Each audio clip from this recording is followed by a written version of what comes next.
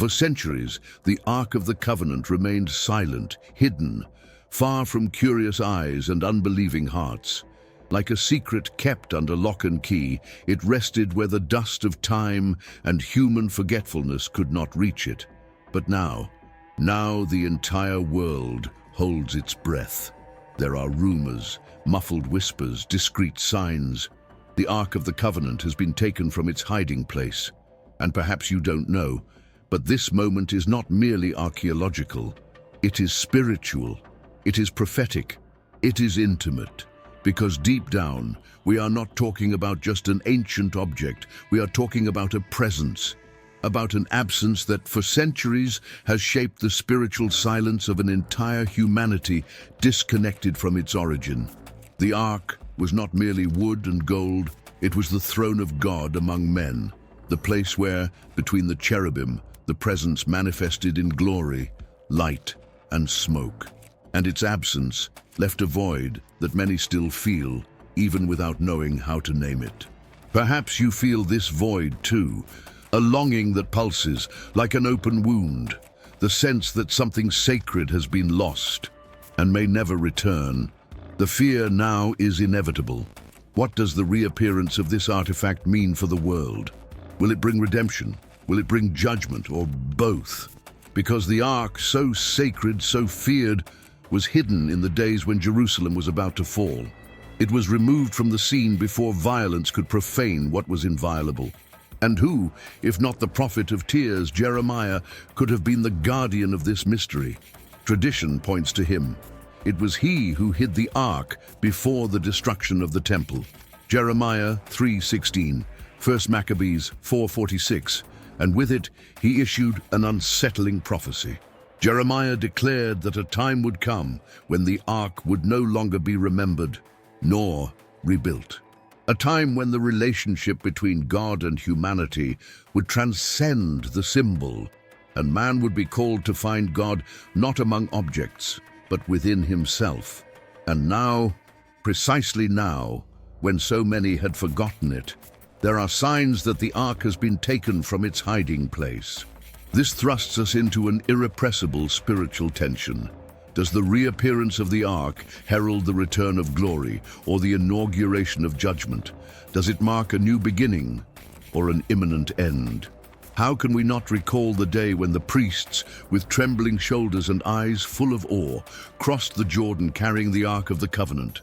And as they stepped into the riverbed, the waters parted. Joshua 3. It was not just a miracle. It was a sign. The Ark always preceded a movement of God. Always. It was the signal that the divine was about to intervene in an undeniable and uncontrollable way. Just as on that day, the river parted. Could it be that now, if the Ark truly re-emerges, a new eschatological river is about to open? An invisible path separating those who discern the signs from those who remain blind, running, striving, but unaware of what is happening around them. Perhaps you are among those who feel but cannot yet explain. Among those who sense but cannot yet name what is silently moving in the spiritual realm. That is why this moment cannot be treated with triviality, nor with the coldness of those who merely observe historical facts. No, here we do not speak of history. We speak of destiny, of eternity, of a spiritual movement that redefines time and space. And if I told you that all this is happening while you watch this video, while you breathe, while you search, the Ark, this sacred symbol that has traversed centuries, may, at this very moment, be revealed, taken from its hiding place, positioned once again as a sign for all humanity. And what does this do to you? Perhaps it awakens fear, perhaps hope, perhaps that silent anguish of someone who fears they are not prepared. You don't need to deny it. I know, I see, I understand. Because this is not just about the Ark.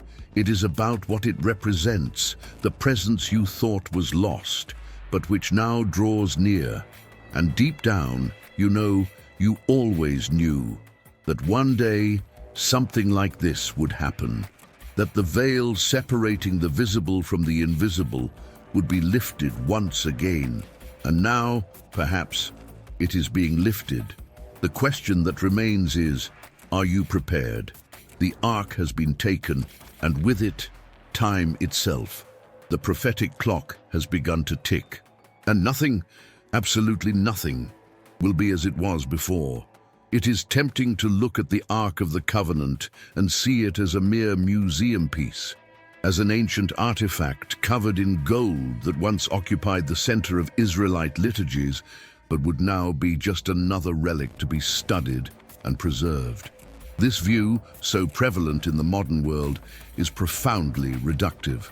It ignores the spiritual and prophetic dimension of the Ark. It silences the cry that echoes through the generations.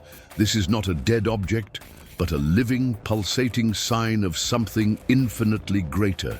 The contemporary materialism that reduces all things to the tangible, to what can be touched, measured, labeled, obscures the deeper meaning of the Ark as the throne of God on earth.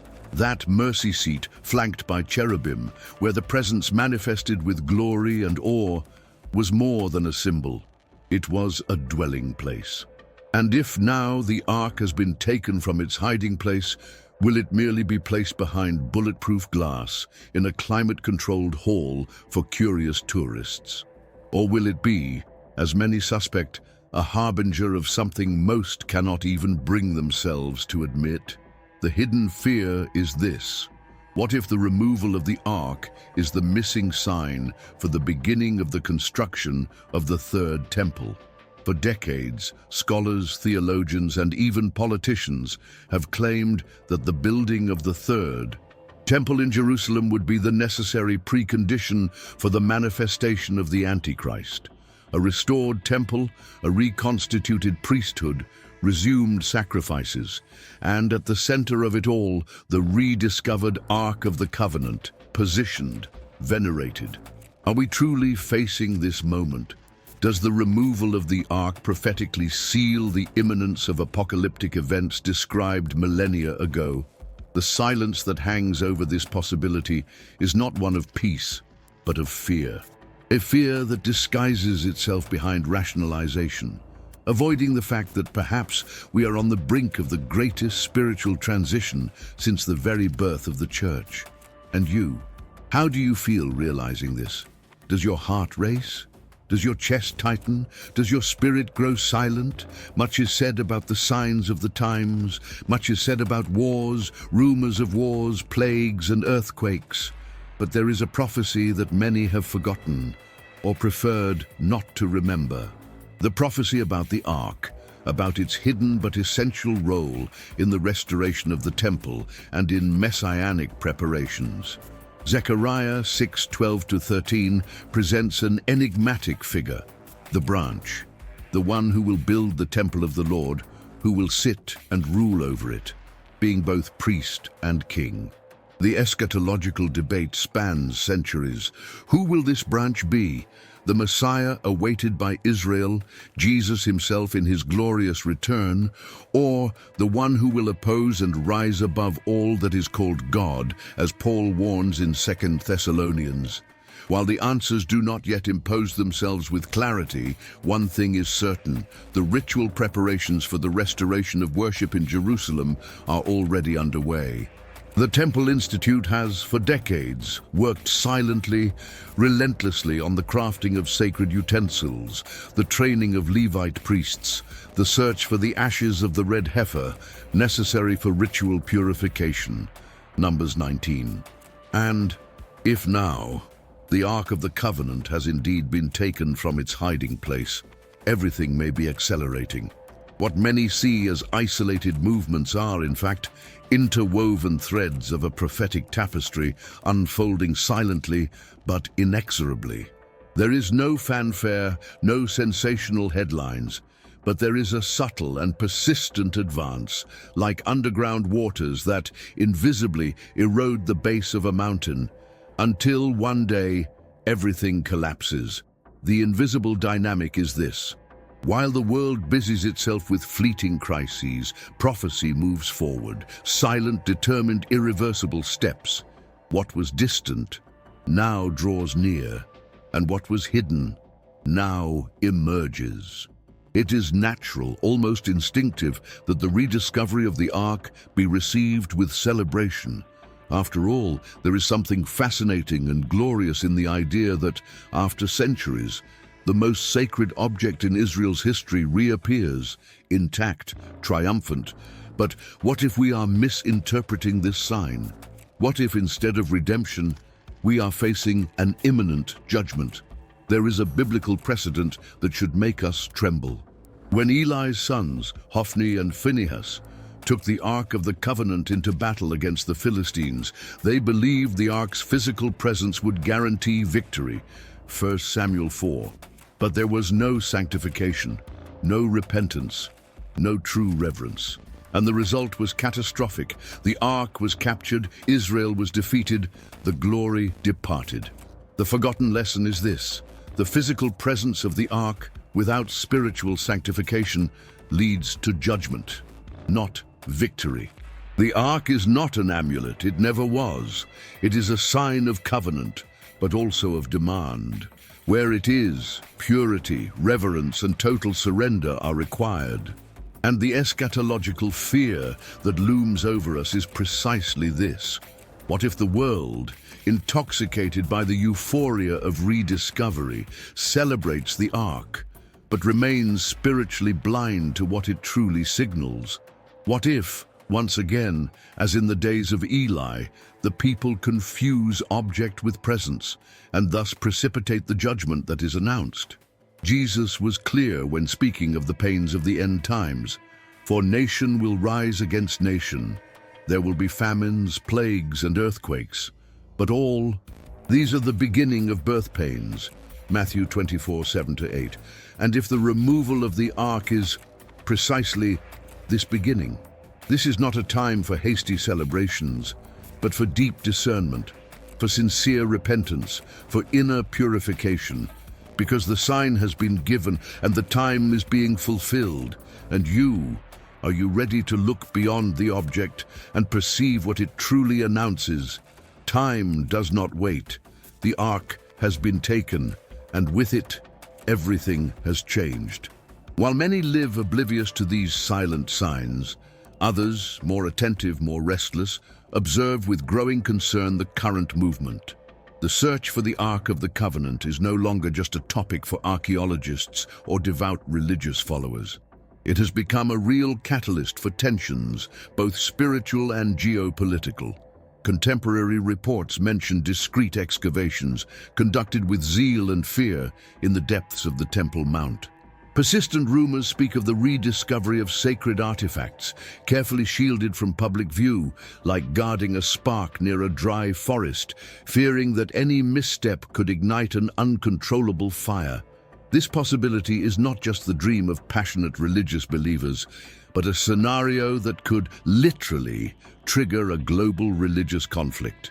The Temple Mount, where the Ark was originally enthroned, is today one of the world's most volatile flashpoints. It is the symbolic and political epicenter where the three great monotheistic traditions meet, overlap, and often collide. And it is in this very place that the scriptures focus with surgical precision. Revelation 11:1-2 speaks of a moment when the temple will be measured, but the outer court will be given to the Gentiles. This prophecy has always been interpreted by many as an indication that before the end, there would be some kind of political agreement, perhaps allowing the partial reconstruction of the temple, even as part of its space remains under Gentile control. And what could precipitate such an agreement? What could generate enough pressure to alter centuries of status quo, break political resistances, and reconfigure religious alliances? The rediscovery of the Ark may be exactly that element. But there is a hidden spiritual mechanism that few perceive. While the search for the Ark fuels, on one side, the religious haste of many, eager to restore the temple, reactivate the rites, and hasten the coming of the Messiah, on the other side, it also fuels the hardening of hearts, radicalization, and spiritual closure. Like a double-edged sword, this search divides, polarizes, defines, And at the center of this silent and relentless movement, the perfect stage is being prepared, unnoticed by many, for the manifestation of the one Paul calls the man of lawlessness, the son of destruction, 2 Thessalonians 2:3, the one who will sit in the temple of God as if he were God, presenting himself as God. It is not an exaggeration to think that the current movement surrounding the Ark may be paving this path. It is not alarmism, it is merely an invitation to spiritual lucidity, to discernment, because while excavations advance, while agreements are whispered in the corridors of international politics, while the world debates economy, wars and technology, the true movement is happening in the invisible. And can you perceive it?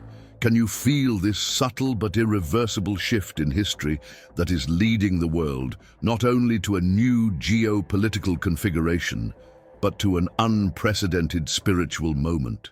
The search for the Ark, which many consider mere archaeological curiosity, is in fact the spark of a transformation that will redefine humanity's destiny. The prophetic clock has not stopped. It pulses, it moves, it announces. And perhaps you are hearing that sound now, even if you cannot yet name it. Whenever the Ark moved, Israel moved. Whenever the Ark was carried forward, the people followed. So it was in the crossing of the desert. So it was in the conquest of Canaan. So it was in every great movement of God. The Ark was never an accessory, but the visible and undeniable sign that the Eternal was acting. The biblical pattern is clear, recurrent, insistent. Before divine action, the Ark went ahead. It was the silent but non-negotiable warning that something was about to happen. And now that there are signs that the Ark has been taken from its hiding place, is it once again positioning itself at the forefront, no longer for a geographical conquest, no longer to cross rivers or tear down walls, but to announce the cosmic consummation of the divine plan. The eschatological echo is inevitable. If the Ark was carried forward in every great transition in Israel's history, would it be different now, in the final great transition of human history? The prophetic metaphor imposes itself, delicate but forceful, just as the priests stepped into the Jordan and the waters parted. So too the final veil is about to be torn, and nothing will stop the last trumpet. What does this mean for me, for you, for all of us? It means that perhaps we are living not just ordinary days, but the last days. It means that the movement now happening, silent, subterranean, almost invisible, may in fact be the preparation for the moment when the heavens will be torn open, and he who is seated on the throne will manifest in glory. There is no way to know every detail with precision, but there is a way to discern the signs, and the reappearance of the Ark, this sign, this symbol, is too powerful to be ignored. You can feel it, in your body, in your soul, in your spirit, like someone sensing a change that has not yet materialized, but is already on its way. And when that moment arrives, when the last trumpet sounds, there will be no more time for speculations, for debates, for denials.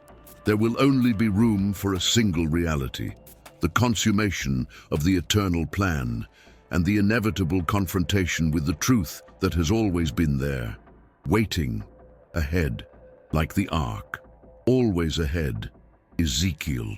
It was he who saw. It was he who, amid disconcerting visions and profound silences, witnessed the glory of the Lord abandon the temple. He who so often fell silent before the unspeakable saw what no one else saw. The presence departing, rising from the mercy seat, crossing the thresholds of the sanctuary, until it vanished. The temple was left empty. The people were left orphaned. The city was left exposed. Ezekiel 10 narrates this moment with a contained but piercing pain. But it was not the end. It could not be. Because, later, in the same visions, Ezekiel also beheld the glorious return of the glory of God, Ezekiel 43. Like watching an exile unravel, an absence turn into presence, a silence transform into voice. And perhaps it is exactly here that this narrative finds you. Perhaps in some silent way you live as one who believes the glory has departed forever, as one who has been too wounded, too disappointed, too forgotten to dare hope for the return of the presence. Perhaps you have grown accustomed to the void, to the absence, to the idea that the sacred was lost in time, like the ark, hidden in an unreachable hiding place. But what if not? What if now, at this very moment, as you breathe, the glory is at the gates? What if the veil, which for so long has concealed, is beginning to be lifted? What if what for centuries was merely memory is now a foreshadowing? The reappearance of the Ark is not just an archaeological matter. It is not just the rediscovery of an object, but the silent and profound announcement that the glory will return. And when it returns, it will not return as before. It will no longer be confined between the wings of the cherubim, but will manifest in fullness to judge and to restore. This is the fear, and this is the hope. Because the same throne that judges is the throne that heals. The same glory that shakes is the glory that embraces. And so only the symbolic, profound, inevitable reflection remains. Just as Ezekiel saw the throne of God in motion, with wheels and eyes everywhere, so it is now. The ark taken from its hiding place is an announcement. The throne is not idle. It is not still. It moves. It draws near. It summons. And what does this mean for you? That this is not a time to observe from afar, as if watching a spectacle, but a time for vigilance, for sanctification, for reconnection with what perhaps you believed was lost forever, because the throne is in motion and the time is near. Revelation 22:10 whispers, with the gentleness of one who knows all pains and hopes, do not seal the words of the prophecy of this book, for the time is near. And if this word has spoken to your soul, if it has touched that silent, hidden part, the one that believed it would never be called again, then listen. The veil is being lifted. The glory is drawing near, and you are still in time. The time is near, and nothing, absolutely nothing, will be as it was before.